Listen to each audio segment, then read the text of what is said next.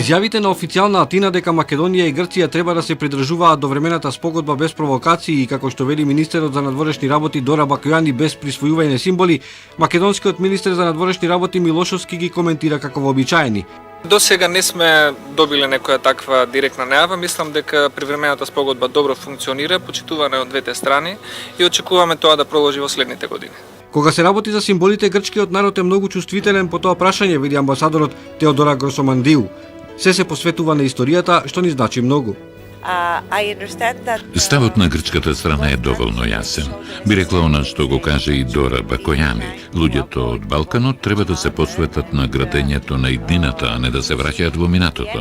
Сметам дека двете држави ќе покажат зрелост во одбегнувањето на меѓусебните провокации и дека ќе се посветат на добрососедските односи. Грција се заканува дека парламентот нема да ги ратификува договорите за пристапување на Македонија кон Европската унија пред да биде решено прашањето со името.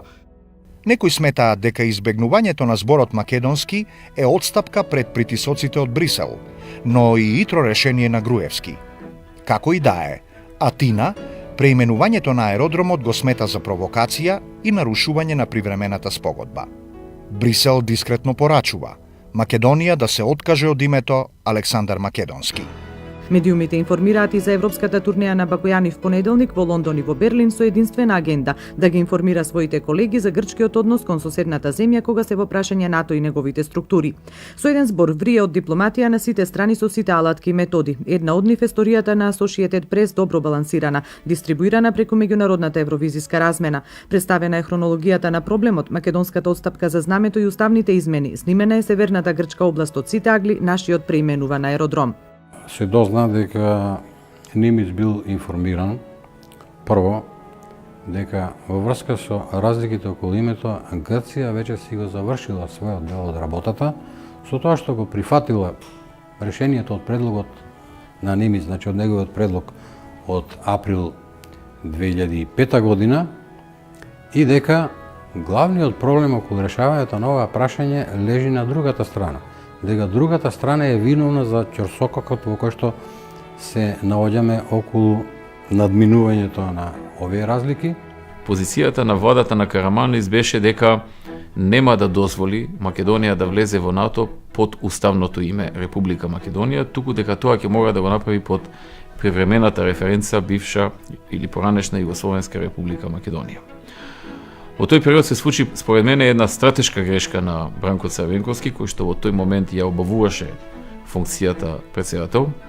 Тој даде едно интервју за Кати Мерини, во кое што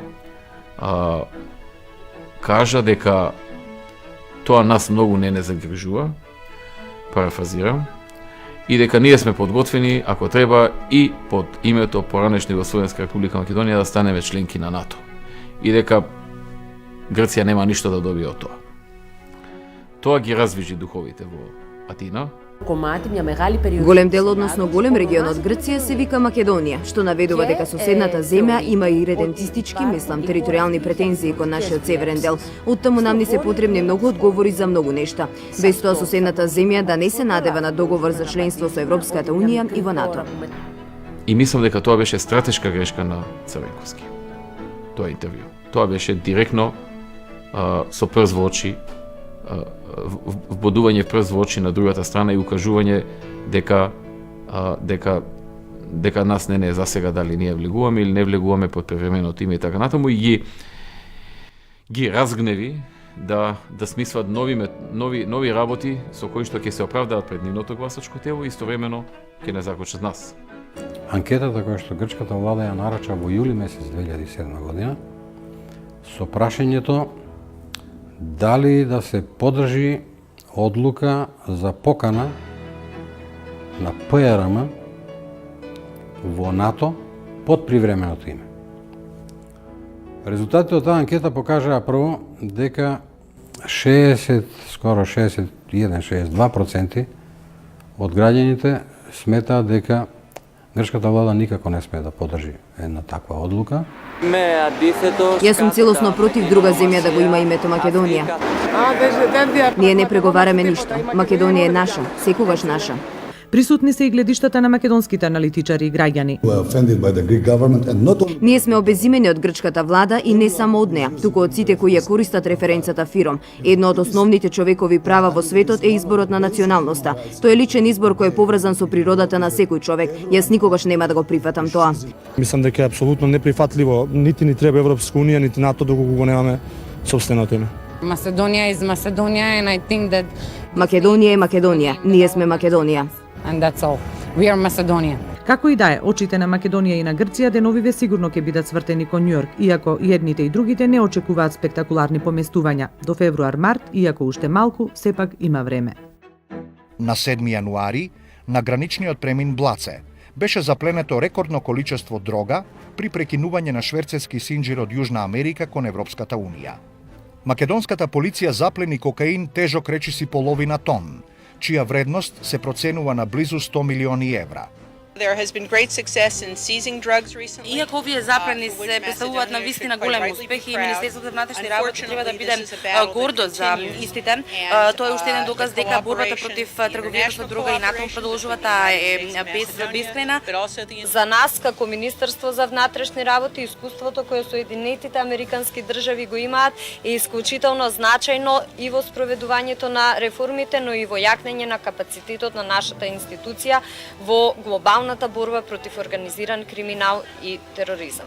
Со помош на скенер, било утврдено дека во 68 од вкупно 882 канти акрилна боја биле околу 430 килограми висококвалитетен чист кокаин. За овој случај, кон крајот на годинава беа осудени организаторот и возачот на транспортот Станислава Чочоровска-Полетан и Алија Азировиќ. Македонија добива позитивни оценки за нејзиниот напредок кон членството во НАТО.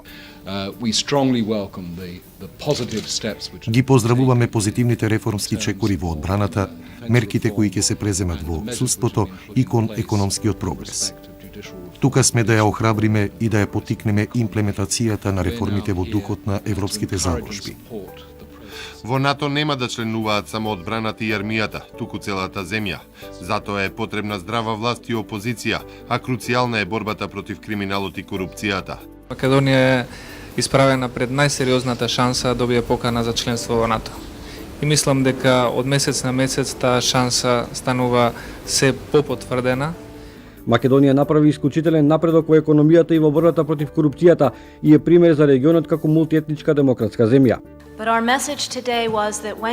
Нашата порака денеска е дека кога трчате на маратон, не можете да се релаксирате на последните 2 мили, туку треба во спринт да дојдете до финишот. Тоа значи продолжување на зајакнување на владењето на правото, судските реформи и мултиетничките полициски сервиси. Во идниот период ќе вложуваме многу напори, дел од овие работи што ги спомнав понатаму да ги подобруваме, исто така дел од други работи, например судството, каде што имаме одреден прогрес, меѓутоа потребно е уште многу напори за да состојбата на тамошно се подобрува. Понудата на таа гарнитура беше економски менеджмент пред се и преку економскиот менеджмент решавање другите прашања. Се случи сосема обратно.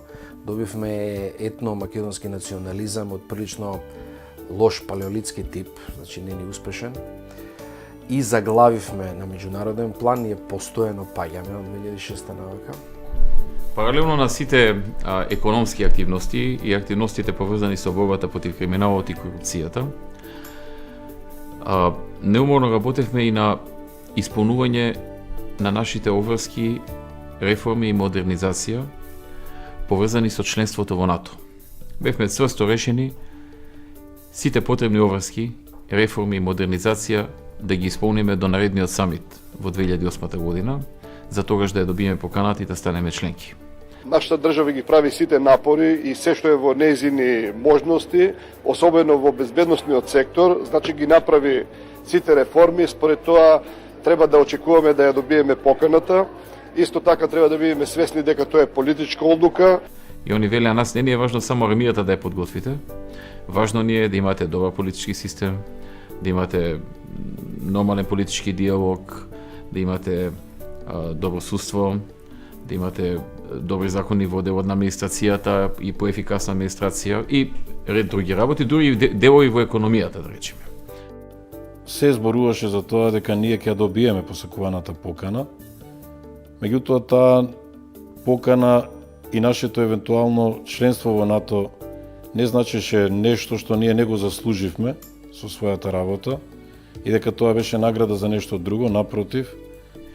И се што НАТО ни бараше, ние во текот на 2007 го исполнувавме. Мислам дека до крајот на 2007 90% тоа што се бараше го исполнивме, сосема мал процент останаа за јануари-февруари наредната година, кога комплетно ги завршивме сите барања на НАТО, кои што ревносно го следеа процесот, дали тоа што го ветивме кон нив и тоа што ни го побараа како врска, го исполнувавме.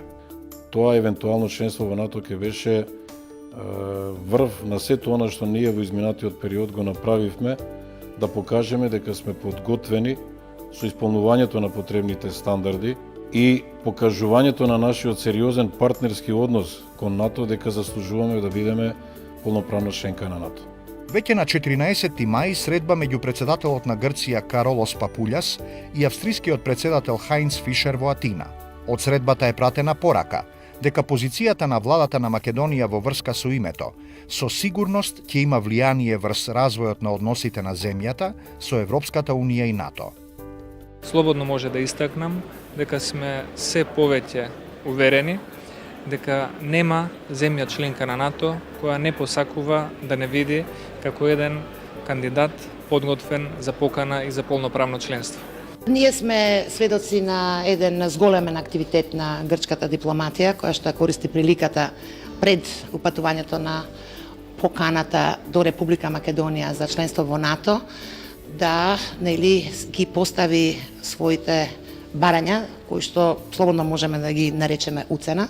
Очекувам дека Македонија ќе знае да ги понуди своите аргументи и своите факти до собеседниците од меѓународната заедница, затоа што вистината е на наша страна. Република Македонија е реалност, држава која постои. За нас постои едно име, а тоа е Република Македонија. Треба да се разбере и постојано да се нагласува за да не се заборави дека името на вашата земја треба да и остане. Не треба да се навраќаме на историјата и на спомените што ги буди таа. Секако, прашањето има билатерални аспекти, но ние зборуваме за можната покана за членство во НАТО што се очекува на самитот во Букурешт. Затоа се разбира дека тоа не е само билатерално прашање, бидејќи таа одлука со консензус треба да биде донесена од 26 земји членки на НАТО.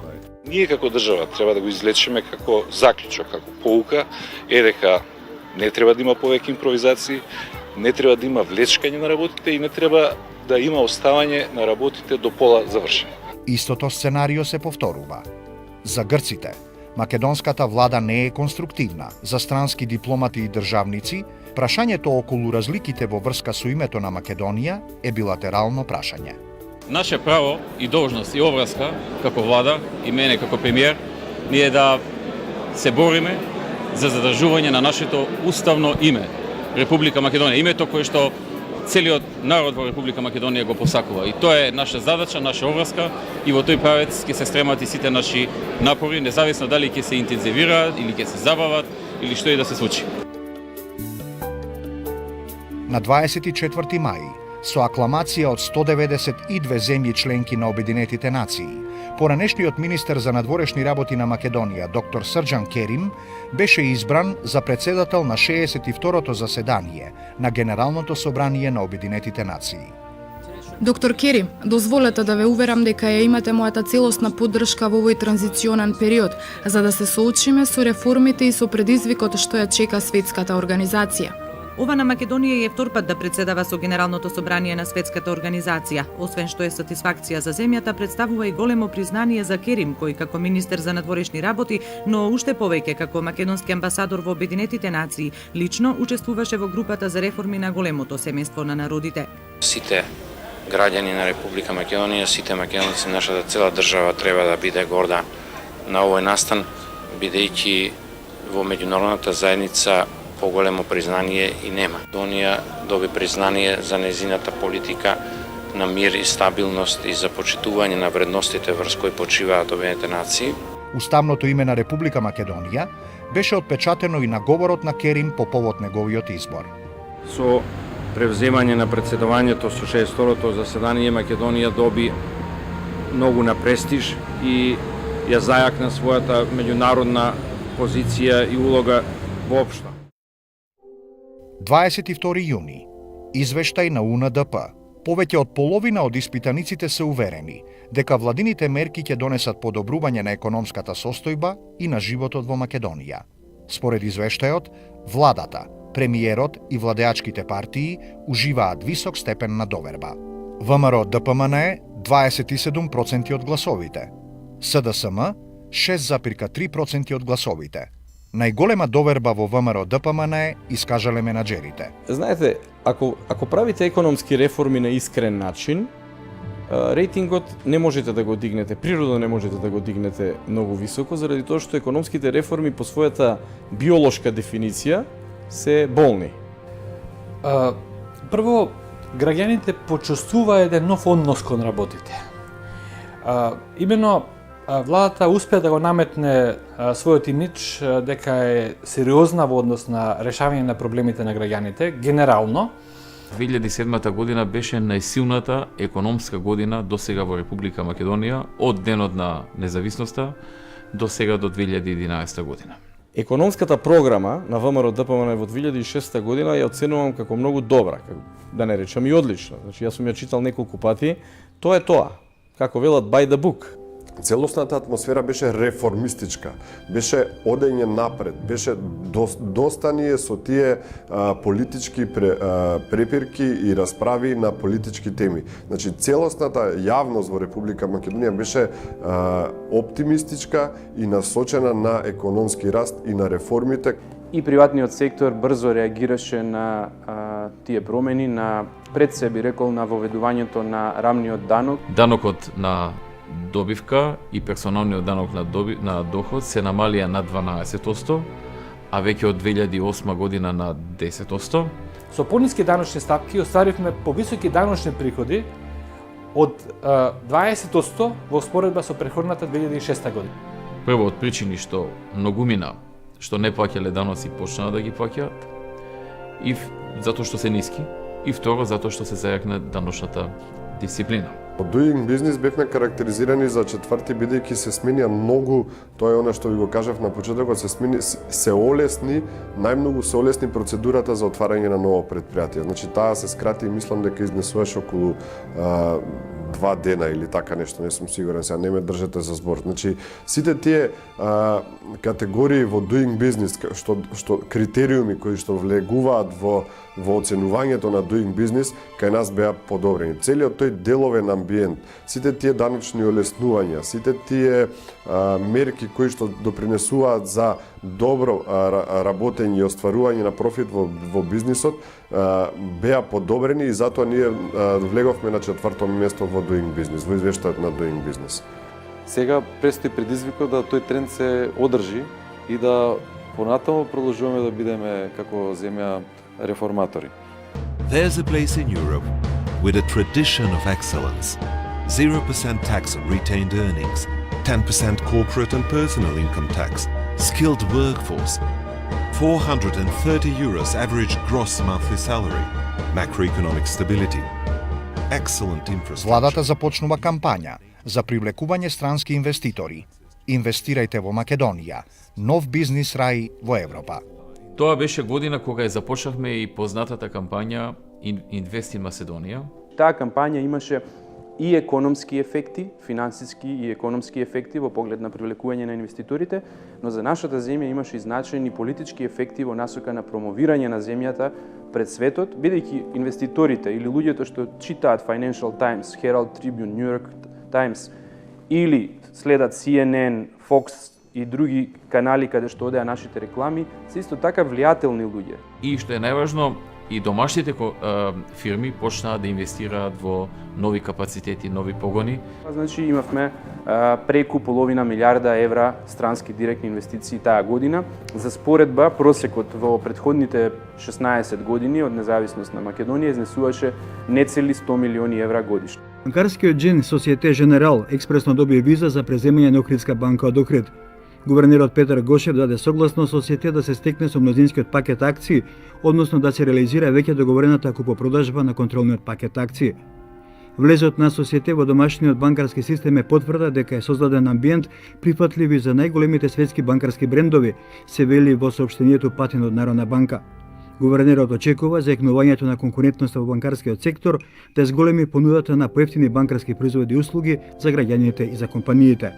За прв пат после многу години во Македонија беа зголемени платите во јавниот сектор. Зголемите плати и пензии допринесоа за зголемавна куповна моќ на македонското население. Тие многу значат за македонското стопанство и како за трговците, така и за домашните производители. Затоа резултатите на бројките во 2007, дури и во 2008, бидејќи таа не може веднаш да се рефлектира, се такви со таков брз економски раст.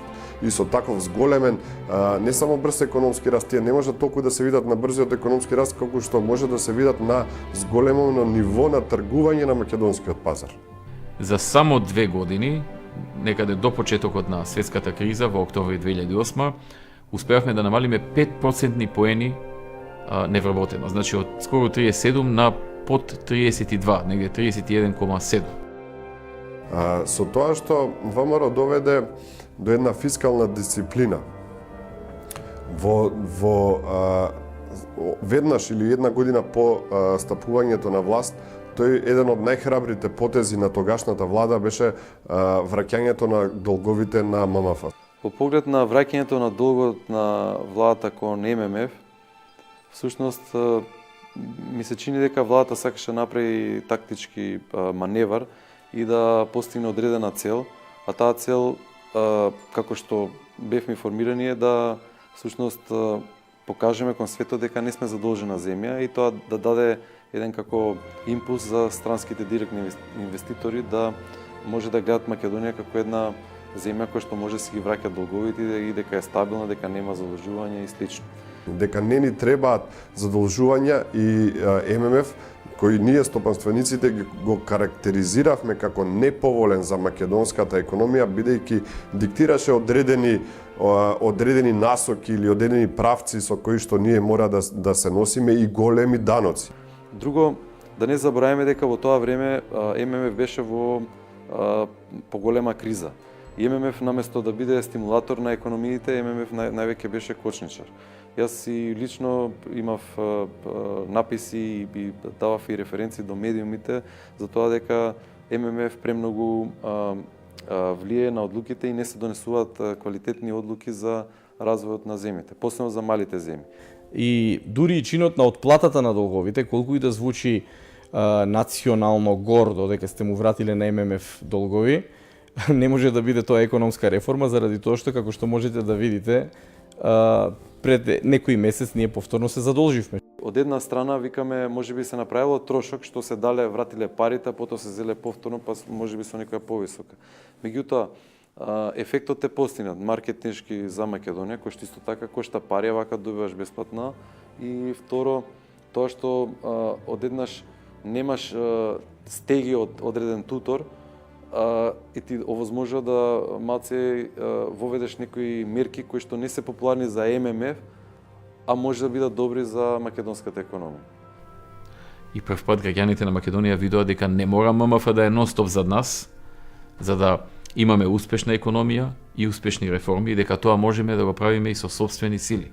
2007 година се смета за почеток на најголемата светска криза по големата депресија од 30-тите години на минатиот век, која прво го зафати финансискиот, а во наредните години се прелеа и во реалниот сектор.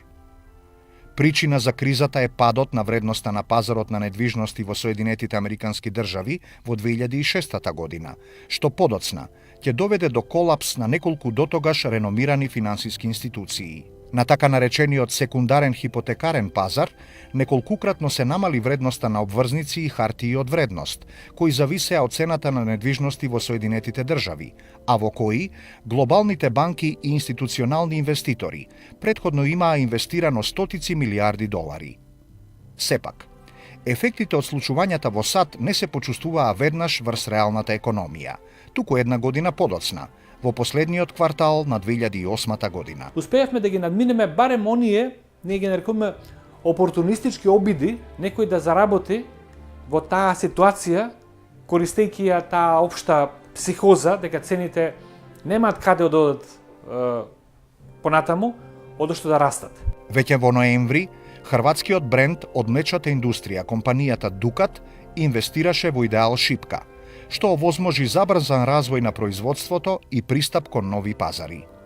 Покрај субвенциите, ВМРО ДПМН беше активен во делот на земјоделството како влада, зборувам, и преку доделувањето на земјоделското земјиште, масовно, значи, се спроведуваше тендерска постапка на јавно доделување на земјиштето, на парцели, на самите жители на селските средини, каде што и оние кои што имаа потреба да добијат помали површини можеа да го добијат земјиштето, значи површини што беа некаде неколку декари или помалку од 1 хектар, со цел да секој оној кој што останува на село може да има слободно земјиште на кое што ќе преку земјоделска дејност ќе обезбеди услови за живот.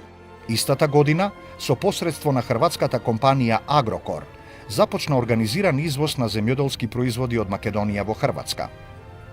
Вака организираниот извоз придонесе за значително подобрување на откупните цени на земјоделските производи.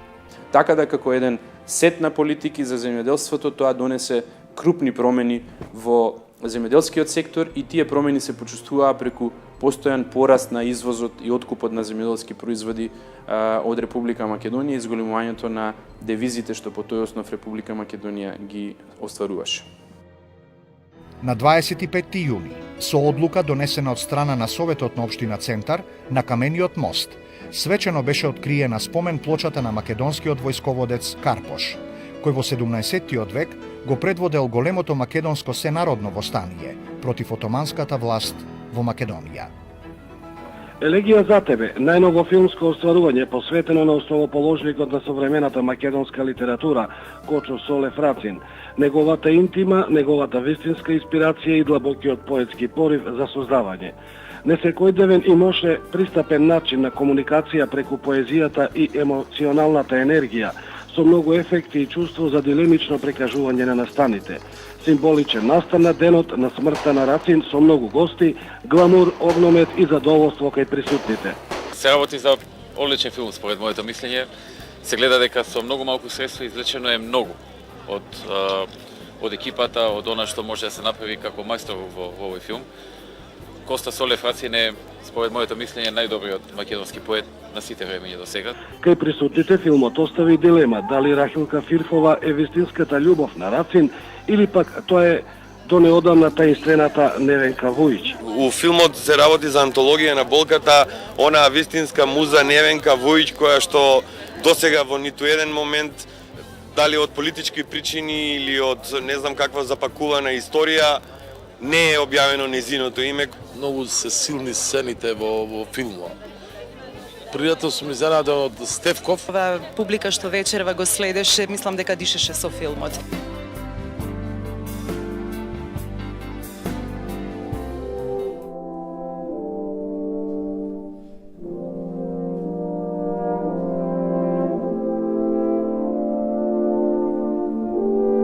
Јули 2007. Лето на пожари во Македонија.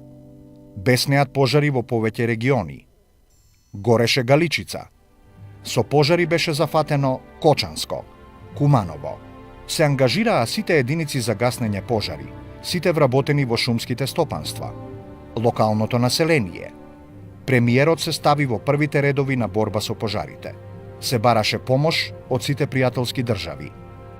Пожарот во зоната на Осман е запре некаде 1500 метри пред термоцентралата. Некои пожарот запре на 500 метри меѓу куќите во село Пчини. Пред неколку дена имавме веќе тројца повредени, како лица ангажирани во гаснењето на пожарите. Стреќна околност дека не се гинати. Што се однесува до самите причинители на пожарите, знаете дека тука и човечкиот фактор беше констатиран покрај нормално високите долготрajни температури и регионалниот тренд кој што беше поврзан со пожарите. Да не испати дека со благи санкции или гледање на испати всушност се потикнуваат луѓето на неодговорно поведение, не ќе бидат казнети за тоа. Пожарите стивнаа со големи залагања и помош од странски земји. Кон крајот на август големи пожари и во Грција. Македонија одговори на апелот на Грција за давање помош во гаснењето на пожарите, а Грција ја игнорираше понудата. Со Сенки Милчо-Манчевски и нам, како негова публика, ќе ни го наметне за размисла прашањето што е тоа толку податливо во смртта, љубовта и во сексот, законни да си наметнеме однос како кон табуа. По Торонто и Сао Пауло приказната на Сенки се отвора и пред македонската публика. Амбиција под солзи и пари и описот што му одговара на огромниот пат од година и пол што го изоде филмот од првата клапа до премиерата дома. Многу убаво што дојдовме до овој ден денеска кај што можеме да се израдуваме на филмов. Перфекционист по природа, како што вели за себе, Манчевски е задоволен од конечниот изглед на Сенки. Да ми бидеш живо и здраво, детуле. Да пораснеш големо. На лице бело и црвено, како детовско јаболко. Оваа година се навршуваат 100 години од раѓањето на Петре Прличко, а на сцената на МНТ, која му беше матична, неговиот лик Јеротие го врати внук му Игор Џамбазов. Во представата Сомнително лице од Нушич се иронизираше се поред, а Игор во првиот дел од представата направи омаж за Прличко. Го играше со маската, ставата и гестата како него.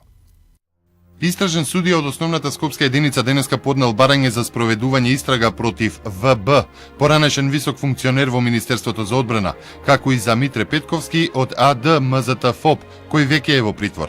Покрај генералот Стамболиски, за кого пријава поднесе МВР, за случајот резервни делови за тенковите, финансиската полиција за истиот случај уште на 27 јули поднела кривична пријава и против, како го ословуваат, ВБ и Петковски. Според договорот меѓу Министерството и МЗТ ФОП, одбраната на фабриката и должела за резервните делови. Министерството за одбрана ниту имала должничко-доверителски односи, ниту бил склучен договор за цесија, ниту пак таа учествувала во судски спор како тужител, со што пријавените прибавиле значителна имотна корист за себе, а воедно за истиот износ причиниле и значителна штета од околу 3 милиони евра на буџетот на Република Македонија. Јавното обвинителство побарало од Собраниската комисија за мандатно-имунитетни прашања да го разгледа одземањето на имунитетот на пратеникот со исти иницијали. Ќе се одлучува вечерва? Или ќе мора јас збор по збор, али нема што повеќе зборови. Јас ќе треба да ви читам од кривичната пријава за да ви го доловам случајот, за да може вие да разберете што сушто се случило. Од СДСМ кривична пријава само за председателката на комисијата Светлана Јакимовска за злоупотреба на службената должност. На другите вели Макрадули им остава на совеста, а и не сака да ги обвини за тоа што гласале, како што рече, како што им било наложено. Тој што не го почитува деловникот, а со тоа се предизвикуваат правни дејства и некој човек, можеби, јас се надевам дека тоа нема денеска да се случи, да биде испратен во притвор, тој мора да понесе таа одговорност. Јакимовска не сакаше да ја коментира пријавата, бидејќи како што рече не ја видела, но за МТВ најави дека ќе возврати со иста мерка. Сам да кажам дека и од моја страна е во подготвување, немам поднесено се уште, кривична пријава, како за исклучување на микрофон, како за фрлање физичко напаѓање на шишиња по мене, како за забрана на излегување од просторијата кај што се одржува комисијата. Едноставно, тоа се исто така загрозување на мои лични права. Од кабинетот на председателот на собранието најавија повторна средба меѓу председателот Георгиевски и координаторот на СДСМ за понеделник. Средба за која Макрадули вели дека се уште не донале одлука дали ќе присуствува. Барам судот да донесе одлука врз основа на доказите, фактите и законите. Верувам во правдата и во независноста на судството и со чиста совест ве повикувам да донесете ослободителна пресуда за мене и за другите обвинети. Се обрати Владо Бучковски на судот во завршниот дел од судскиот процес за набавката на резервните делови за тенковите Т-55. Ја водиме одбраната да го добиеме процесот со правни средства. По 3,5 години казна затвор им одреди судот на поранешниот министер за одбрана и екс-премиер Владо Бучковски и на екс-началникот на Генералштабот на армијата на Република Македонија Методи Стамболиски. По 3 години добија Нелко Менкиновски, Ацо Ѓурчевски и Митре Петковски, директорот на МЗТ-ФОП. Се товарат дека со злоупотреба на својата положба и функција набавиле енормни количества резервни делови за тенковите Т-55 во текот на 2001 година и со тоа го оштетиле буџетот за околу 2,4 милиони евра. За Бучковски ова одлука е скандалозна, вели дека во судницата ја добил правната битка. Обвинетите треба солидарно да ја надоместат штетата во корист на буџетот на Република Македонија. Во Хаг, започна судскиот процес против поранешниот македонски министер за внатрешни работи Љубе Бошковски за наводни воени злосторства во конфликтот во 2001-та. Покрај Бошковски, обвинет е и Јохан Тарчуловски.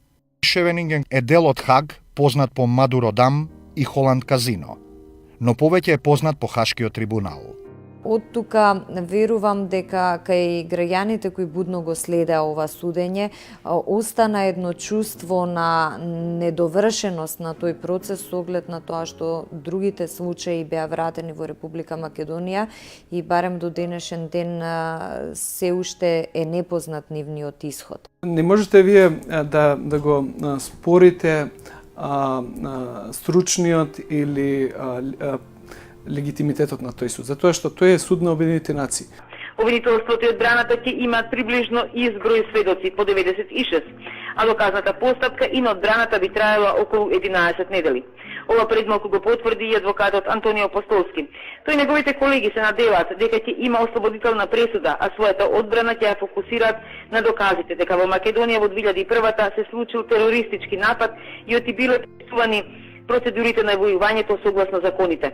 Таа одлука на Советот за безбедност е доста јасна и ние планираме да ја употребиме во текот и на нашата доказна постапка, бидејќи подврзани раци се дават на македонските безбедностни сили да действуваат према тие терористички организации. Обвинителството од своја страна повеќе од 2 часа докажуваше што се случи во Македонија, а особено во селото Љуботен. Бошковски и Тарчуловски се обвинети за убиство, уништување на објекти и сурово однесување кон цивилите во селото Љуботен во август 2001-та. Не можам да се сетам. Ова беше одговорот што го добиваше најчесто обвинителот Ден Саксон додека го распрашуваше поранешниот телохранител на Љубе Бошковски и Зоран Јаколовски. За изјавата дадена на хашките истражители во 2004-та, Јаколовски изјави дека бил испрашуван 12 часа на англиски јазик со преведувач и оти се потпишал на изјавата иако не знаел англиски. Изјавата на заштитениот сведок М12 од ноември 2004-та, дадена пред истражителите на Хашкото обвинителство, и денешната по многу нешта се разликуваа. Ако во ноември дал исказ дека во селото ниту видел, ниту знаел дека некој поседува оружје, денеска со изјава дека поседувањето оружје е дел од културната традиција во Љуботен и се користи исклучиво за прослави. Сведокот Јусуфи беше видно возбуден, па дури и се расплака пред судот, пред кој 2 дена објаснуваше разни настани поврзани со она што се случило во неговото село на 12 август. Одбраната успеа да најде неколку сосема различни тврдења. Беа наведени и имиња на членови на ОНА од селото кои влегле во Љуботен и одржале состанок со жителите пошто тие се сокриле. За такво нешто Јусуфи не чул. Спротиставени беа и изјавите за тоа како бил ранет неговиот син Рами. Бил погоден во стомакот, па сепак од фотографиите можеше да се види дека на облеката имаше сосема малку крв. Јас можам да го кажам моето лично чувство, кое верувам дека е чувство на најголемиот дел од граѓаните на Република Македонија. Без оглед на пресудата од страна на Хашкиот трибунал, мислам дека во моментот кога Јохан Тарчуловски ќе се врати од издржување на казната, никој во Република Македонија нема да го доживува како човек кој реално сторил воени злосторства или кој направил тешко кривично дело. Мислам дека перцепцијата на граѓаните на Република Македонија е дека сепак се работи за човек кој тогаш кога беше најпотребно застана во одбрана на сопствената држава. Во Македонија јавноста беше поделена и таа поделба мислам дека беше повеќе етничка. Например, етничките македонци сметаат дека тие судски процеси се неправедни, а од друга страна албанците веруваат дека тие луѓе што се таму во Хаг се треба да им се суди.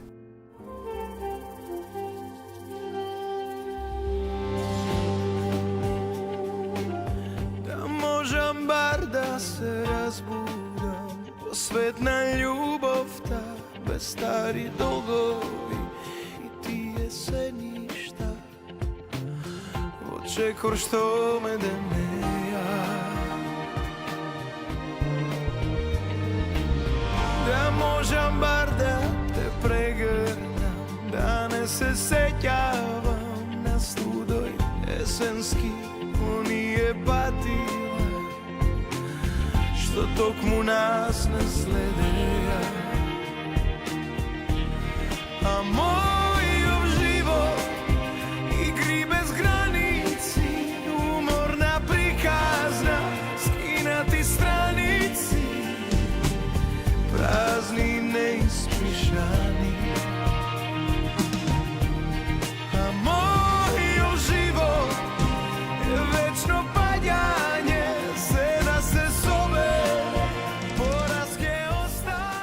Тоше Проевски за мене е најголемиот пејач кој што се родил и работел во Македонија. Едноставно тоа што тој успеа да го направи, растури некои догми, некои поделености, значи целото подручје на бивша Југославија која што беше у војни и така натаму, он успеа да го обедини на своите концерти. Без проблем полнеше сали и во Сараево, и во Загреб, и во Љубљана, и во Белград, а нормално највеќе во Македонија. Знаеш, кога ќе се свртиш наназад, кога ќе погледнеш баш со него и самиот тој ги броеше колку имаме снимено до сега, такво беше брзо темпото. Многу се снимаше, се работеше нон-стоп, да мислам дека баш на една проба правевме мојавет во пауза, дека некаде преку 120-30 песни, можеби повеќе има снимено тоше. Верувал или не? Со оној, значи од својот почеток прв, па се до оној албумот што го направи на преработка на македонски песни. Со и сите 2-3 албума што беа пред балканската кариера. Така да можеби преку 130 песни, верувал или не? Така да неговата музичка кариера идеше неверојатно како на филм. Мислам дека ги собра сите награди во Македонија што имаше на сите наши настани фестивали. Па потоа ќе слушневме, ова е на самиот почеток. Допрва се запознававме, допрва почнувавме да ги учиме песните и ќе отиде Тоше, ќе учествува со песна, не знам, во Црна Гора на некој фестивал. Освен прво место, ние се верува, супер, не се верува, знаеш, сите разни, браво, честитаме. Сето тоа, отишол во Босна, пак прво место. И после отишол во Хрватска, не знам, исто добил прво место, не знам кој фестивал, не знам каде. Веќе она после 10 престанавме да ги броиме. Оно што останува да се запамти, што сите го знаеме, ама вреди да биде кажено уште еднаш, и беше неговата хумана страна, за која ние дознавме многу подоцна. Значи, откако заврши се тоа, почна да испливуваат тие информации да доаѓаат до нас, каде и што се Тоше помогнал, каде што се направил, ама ширум Балканот, не само во Македонија. На крајот на криштата, гледајте, толку позитивна енергија имаше од неговото лице, што кога ќе се насмееше со тие очите негови убави, на луѓето, на децата им правеше, значи, спектакл едноставно. Така да ги даваше позитивна енергија, што многу често луѓето го занемаруваат како најбитно нешто што треба на децата им се даде. Но и не само тоа, него и тие концерти кои што ги имавме по Југославија, кај што беше хуманитарец и према другите нации, значи не само према својата.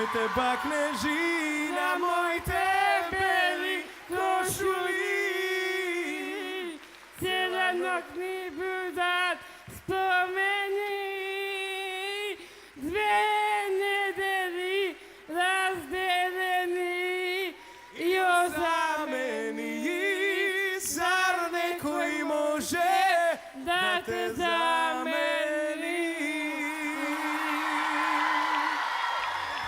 Вака мислам што ја одбележа најмногу таа година, беше концертот на градски стадион, кој мислам дека беше трет што го направивме, но и најмногу броен, како се кажа, мислам дека ги срушивме рекордите до тогаш за на домашен изведувач, па тури и за било кој, мислам, на градскиот стадион. Тоа некако нормално си доаѓаше. Ние не гледавме тоа дека сега се случува звездава. Едноставно се случуваше. Ние патувавме од концерт до концерт, се гледавме со него од град во град, се слушавме на телефон, се договаравме и едноставно тоа стана некако таму, дојде таму како што дојде 40.000 луѓе пред нас, 25.000 колку треба да арена, 30, стадионот. Неверојатни бројки, мислам, денеска незамисливи. Мислам дека истата година имавме и концертот во Белградска арена, исто некој македонски изведувач го немаше, тоа што има. Успеавме да ја наполниме со Тоше. 16 октомври. Загина нашиот пејач Тоше Проевски во трагична сообраќајна несреќа на автопатот Загреб-Липовац, кај местото Нова Градишка во Република Хрватска. Како е загубата? Како и каква што е загубата за било која нација која што ќе изгуби свој голем човек. Значи, почнувајќи од фамилијата на Тоше и градот Крушево. Ја бев запрепастен колку Тоше мене ми значи. Подоцна сватив дека во Тоше ние гледавме многу работи. Гледавме како еден момак со кој многу лесно можеме да се идентификуваме. Наш македонец кој од нула почна и стана некој нешто. Стана почитуван. Не стана пребогат човек. Никој не му се восхитуваше на богатството или неговиот, он не беше Елвис Пресли, но беше Елвис Пресли во гласот, беше во духот, беше во она што го правеше. Он уживаше во тоа што го правеше. Тој просто пленеше. Тоа просто пленеше луѓе. Мајки плачеа затоа што тоа беше најпосакуваниот зет во секоја куќа. Тоа е детето кое сакаше секој да го има дома. Тоа беше една прекрасна фигура со која сите ние можевме да се идентификуваме. Еј, тоа ше успеа, стварно е вореден. Ама тоа ше успеа, дај ние да успееме. А за нас, знаеш, значи, како и приватно како да сме изгубиле другарче, знаеш, инаку во поглед на кариерата не можеш да го споредиш со ништо. Може би, најверојатно, јас сум убеден дека ќе имаш и европска кариера, ако не и светска, веќе до сега. Така да, ништо што е на Балканот не би можело да се спореди со таков еден развој на настаните. За Македонија, што да кажам, мислам дека сите заедно, целава естрада, наши изведувачи да се собереме заедно, нема да можеме да наполниме стадион, што Тоше го правеше сам и го направи неколку пати, значи.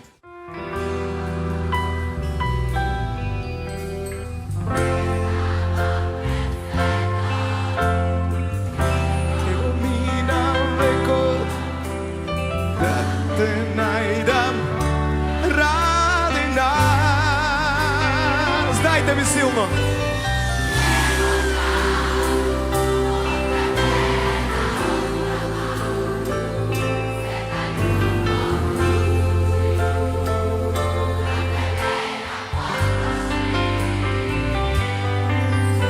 Svetut moj, minus tebe во него. Според наодите на сообраќајниот вештак Дарко Конјевиќ, причина за сообраќајната несреќа е недоволното растојание меѓу возилата и преголемата брзина која во време на несреќата изнесувала 171 км на час или за 41 км повеќе од дозволената на автопатот. Камионот во кој се удри Туарегот се движел со 85 км, што е нешто повеќе од дозволената за товарни возила, зашто возачот платил казна на самото место. Според вештакот, Туарегот прво удрил во браникот на камионот, а потоа се подвлекол под него и удрил во левата гума, а покривот на Туарегот удрил во сандакот под камионот. Токму тој бил комниот момент кога Тоше со глава удрил во предниот дел на покривот на автомобилот и загинал на самото место. Со вештачењето било утврдено дека и возачот и совозачот биле врзани со сигурносните појаси, но дури ни во првиот сигурносен степен, 3 фронтални и 4 бочни сензори не ги активирале воздушните перничиња. Зашто нису активирани сигурности сустави у особном автомобилу? Зошто не се отвориле сигурносните системи на патничкото возило што би ги активирале воздушните перничиња, тоа не можам да ви го кажам. За жал, мојот дел од постапката го завршив и списите му ги отстапив на надлежниот суд во Славонски Брод, кој пак ги препратил до државното обвинителство. Проследи жупаниском државном одветништву.